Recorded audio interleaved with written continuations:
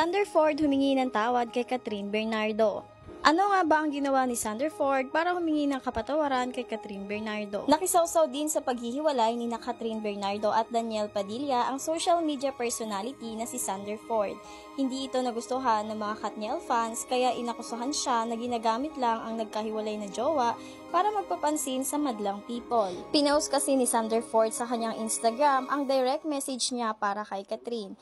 Sabi niya nalulungkot at nagluluksa rin siya nang ihayag ni Catherine at Daniel na tapos na ang kanilang 11 years na relationship. Kasabay nito, muli niyang inungkat ang pagkakamali niya noon kung saan nakapagsabi siya ng masasamang salita laban sa aktres. Sabi ni Sander sa pamilya aktres, nagkamali ako sa iyo 7 years ago. Nakapagsalita ako ng hindi maganda sa iyo at ngayon hinihingi ko ng tawad sa iyo yun, Atika.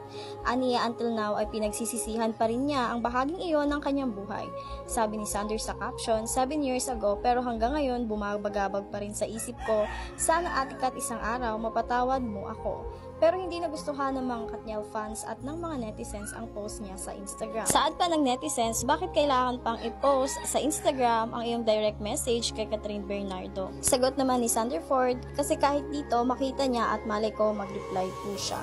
Ngunit isang netizens ang tumawa sa komento ni Sanderford at sinabi nito na hindi iyan ang account ni Catherine Bernardo sapagkat meron na itong 19.7M followers. At kung nagustuhan mo ang video na to, huwag mong kalimutan na mag-follow, like, and share for more videos.